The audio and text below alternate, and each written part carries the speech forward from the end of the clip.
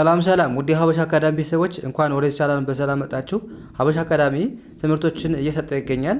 የምንሰጣቸው ትምህርቶችም አማርኛ፣ እንግሊዘኛ፣ ሂሳብ እንዲሁም ሌሎችን ትምህርት እያስተማረ ስለምንገኝ ለመማር የምትፈልጉ ቤተሰቦች ባዮ ላይ ወይም ቪዲዮ ላይ በማስቀመጠው ቁጥር በማንኛውም ሰዓት በመደወል መማር ትችላላችሁ ማለት ነው። እሺ ውድ ቤተሰቦች በዛሬው ትምህርታችን ወይም ቪዲዮአችን ደግሞ ከባለፈው የሚቀጥለውን ክፍል 36 ወይም የቀን 36ኛ ትምህርታችንን ይዤላችሁ መጥቻለሁ ማለት ነው። እንዴት በቀላል መንገድ የእንግሊዘኛ ክህሎታችንን ማዳበር እንችላለን። ቀለል ያሉ የእንግሊዘኛ ንግግሮችን እየተማማርን እንገኛለን። ከሰዎች ጋር በቀላሉ እንዴት ኮሙኒኬት ማድረግ እንችላለን፣ በቀላሉ እንዴት ከሰዎች ጋር መግባባት እንችላለን የሚለውን ትምህርት እየተማማርን እንገኛለን ማለት ነው። ስለዚህ እናንተም ቪዲዮውን ሳትሰለቹ እስከ መጨረሻው ማየትና መከታተል ይኖርባችኋል። የቻናላችን አዲስ የሆናችሁ ቤተሰቦችም ላይክ፣ ሼር፣ ሳብስክራይብ እያደረጋችሁ እኛንም አበረታቱን እያለን ቀጥታ ወደ ትምህርቱ እንሄዳለን ማለት ነው። ከዛ በፊት ግን ኦንላይን ለመማር የምትፈልጉ ቤተሰቦችም ቪዲዮ ላይ በማስቀምጠው ቁጥር በማንኛውም ሰዓት በመደወል አማርኛ፣ እንግሊዝኛ፣ ሂሳብ እንዲሁም ሌሎችን ትምህርት እያስተማረ ስለሚገኝ ከመሰረቱ መማር የምትፈልጉ ቤተሰቦች በማንኛውም ሰዓት አናግሩኝ፣ ደውሉና አናግሩኝ፣ መማር መከታተል ትችላላችሁ ማለት ነው። አሁን ቀጥታ ወደ ትምህርቱ እንሄዳለን ማለት ነው።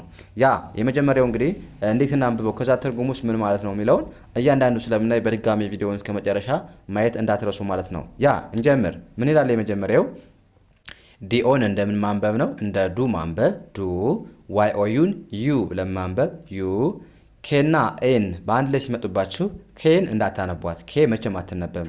ኬና ኤን በአንድ ላይ እንደዚህ ከመጡባችሁ ማለት ነው። ስለዚህ ኬ ሳይለንት ነች ወይም አትነበብም። ከዛ ኤን ኦን እንደ ና ማንበብ፣ ዳብሊውን እንደ ው ማንበብ። ናው ናው። ዱ ዩ ናው ዱ ዩ ናው ምን ማለት ነው? ታውቃለህ ወይም ታውቂያለሽ። ዱ ዩ ናው ታውቃለህ ወይም ታውቂያለሽ።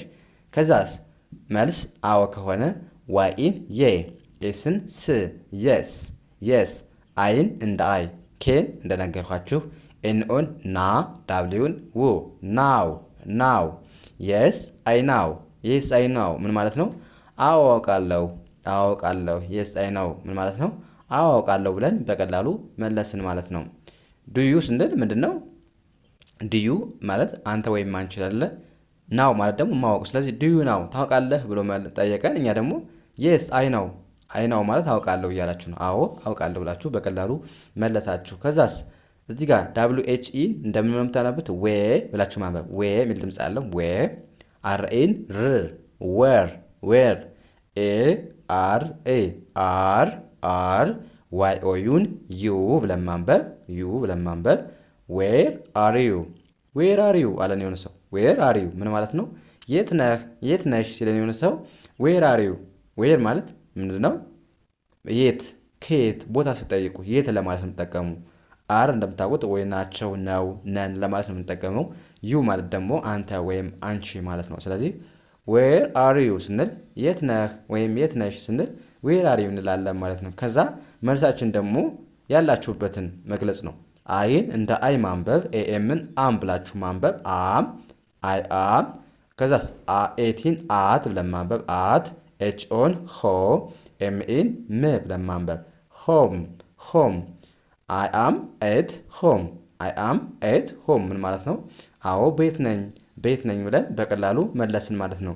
አይ አም ስንል እንደዚህ ነኝ እያለ ነው። ኤት ማለት ቤት ላይ ቤት እንደ ውስጥ እንደሆናችሁ፣ ሆም ማለት ደግሞ ቤት ነው። ስለዚህ አይ አም ኤት ሆም ካላችሁ ቤት ነኝ ብላችሁ መለሳችሁ። እናንተ ደግሞ ያላችሁበትን አይ አም ኤት ብላችሁ ያላችሁበትን እዚህ ጋር በሆም ቦታ መተካት ነው ማለት ነው።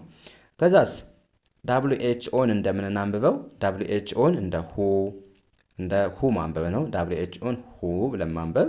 ከዛ አይኤስን ኢዝ፣ ቲኤችኢን ዳ፣ ቲን እንደ ት ዳት፣ ሁ ኢዝ ዳት ሁ ኢዝ ዳት ምን ማለት ነው? ያ ማን ነው ወይም ያቺ ማን ናት ለማለት ስንፈልግ ሁ ኢዝ ዛት። ሁ ማለት በጣም ማወቅ ያለባችሁ ነገር ነው። ሁ ማለት ምንድን ነው? ለሰዎች ማን ለማለት የምትጠቀሙት። ማን ናት፣ ማን ነው ለማለት ሁን ትጠቀማላችሁ ማለት ነው። ማን ነው ለማለት ነው የምትጠቀሙት። ሁ ማን፣ ከዛ ኢዝ ነው፣ ናት፣ ዳት ማለት ደግሞ ያቺ ማለት ነው።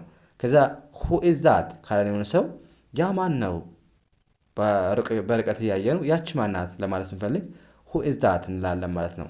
ያ ማን ነው ወይም ያቺ ማን ናት። ከዛ ምን ብለን መመለስ እንችላለን? ሂ ኢዝ ኤች ኢን እንደ ሂ ማንበብ ነው። አይኤስን ኢዝ ብለን ማንበብ ሂ ኢዝ አለን። ኤም አይን ማይ ብለን ማንበብ ማይ ማይ። ኤፍን እንደ ት ማንበብ አርኤን እንደ ሬ ኤንን እንደ ን ዲን እንደ ድ ፍሬንድ ፍሬንድ። ሂ ኢዝ ማይ ፍሬንድ ሂ ኢዝ ማይ ፍሬንድ ምን ማለት ነው? የእኔ ጓደኛ ነው፣ እሱ የእኔ ጓደኛ ነው ብለን መለስን ማለት ነው። የእኔ ጓደኛ ነው ወይም ማይ ፍሬንድ ብቻ ብትሉት ራሱ ይገባል ማለት ነው። ጓደኛዬ ነው ብትሉ በርቀት ያያችሁ ሰው ማን ነው? ከዛ ጓደኛዬ ነው ብላችሁ መለሳችሁት ማለት ነው። ወይም ጓደኛዬ ናት ለምን ከፈለጋችሁ ደግሞ ሺ ኢዝ ማይ ፍሬንድ ማለት ትችላላችሁ። እሷ ጓደኛዬ ነች ለማለት ወይም ጓደኛዬ ነው ጓደኛዬ ናት ለማለት ስትፈልጉ ሺ ኢዝ ማይ ፍሬንድ እሱ ጓደኛዬ ነው ሂ ኢዝ ማይ ፍሬንድ ማለት ትችላላችሁ ማለት ነው በቀላሉ። ከዛስ እዚህ ጋር ደግሞ እናንተ የምትመልሱት ጥያቄ ያለ ኮሜንት ሴክሽን ላይ ያስቀምጡልኝ ምን ማለት እንደሆነ በአማርኛ ትርጉም እንፈልጋለሁ። በጣም ቀላል ነው። አር ዩ ታየርድ አር ዩ ታየርድ ምን ማለት ነው? ይሄ በአማርኛ ትርጉም ከእናንተ ጠብቃለሁ ማለት ነው። ወደ ቀጣዩ እንለፍ። ምን ይላል እዚህ ጋር? ዲኦን እንደምን ማንበብ ነው? እንደ ዱ። ዋይ ኦዩን እንደ ዩ። ዲኦን እንደ ዱ፣ ዋይ ኦዩን እንደ ዩ፣ ኤን እንደ አ፣ ጂን እንደ ግ፣ አርኤን እንደ ሪ። አግሪ አግሪ። ዱ ዩ አግሪ ዱ ዩ አግሪ ዱ ዩ አግሪ ምን ማለት ነው? ተስማማለህ ወይም ተስማሚያለሽ ለማለት ዱ ዩ አግሪ እንላለን ማለት ነው። ዱ ዩ ስንል አንተ ወይም አንቺ፣ አግሪ ማለት ደግሞ ምንድነው? ስምምነት መስማማት ማለት ነው። ስለዚህ የሆነ ሰው ዱ ዩ አግሪ በሆነ ሀሳብ ትስማማለህ ወይም ትስማሚያለሽ ሲለን ዱ ዩ አግሪ ነው የሚለን። ትስማማለህ ወይም ትስማሚያለሽ። ከዛ መልስ አይን እንደ አይ፣ ዲኦን እንደ ዶ፣ ኤንን እንደ ን፣ ቲን እንደ ት። ዶንት አይ ዶንት፣ ኤን አ፣ ጂ እንደ ግ፣ አርኤን ሪ ብለን ማንበብ። አግሪ አግሪ አይ ዶንት አግሪ አይ ዶንት አግሪ ምን ማለት ነው? አልስማማም አልስማማም አለን ማለት ነው። እዚህ ጋር ምንድን ነው አይ ዶንት ስንል ምንድን ነው? አይ አይደለም አይሆንም እያላችሁ ነው ማለት። አግሪ ማለት ደግሞ መስማማት። ስለዚህ አይ ዶንት አግሪ አልስማማም። እስማማለሁ ብትሉ ደግሞ አይ አግሪ የስ አይ አግሪ ብላችሁ መስማማታችሁ መግለጽ ትችላላችሁ ማለት ነው። እዚህ ጋር ግን ስለማትስማሙ አይ ዶንት አግሪ ብላችሁ መለሳችሁ ማለት ነው በቀላሉ። ከዛስ እዚህ ጋር አይን ኤስን አይኤስን ኢዝ ብለን ማንበብ ነው። አይቲን ኤት ኢዝ ኤት አለን። ኢን እንደ ኢ።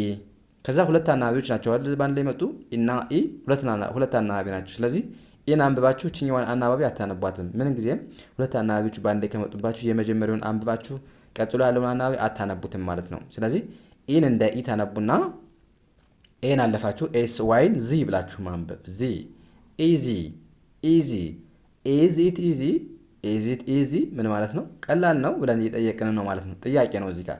ኢዝ አሁን ኢት ኢዝ ቢሆን አይደለም ነበር። ኢዝ ኢት ካልን ደግሞ ጥያቄ ነው ማለት ነው። ስለዚህ ኢዝ ኢት እንደዚህ ነው እያለን ማለት ነው። ኢዝ ኢት እንደዚህ ነው እያለ እየጠየቅን ነው። ኢዚ ማለት ደግሞ ምንድን ነው? ቀላል ማለት ነው። ስለዚህ ኢዝ ኢት ኢዚ ቀላል ነው ብለን ጠየቅን። ከዛ መልሳችን አይቲኤስን ኤትዝ አለን። ኤትዝ ቪኢን ቬ አርዋይን ሪ ብለን ማንበብ ቬሪ ቬሪ። ከዛስ ኢን እንደ ኢ ማንበብ እንደ ኢ። አሁንም ኤን አናነብም። ኤስ ዋይን ዚ ብለን ማንበብ ኢዚ ኢዚ። ኢትዝ ቬሪ ኢዚ ኢትዝ ቬሪ ኢዚ ምን ማለት ነው?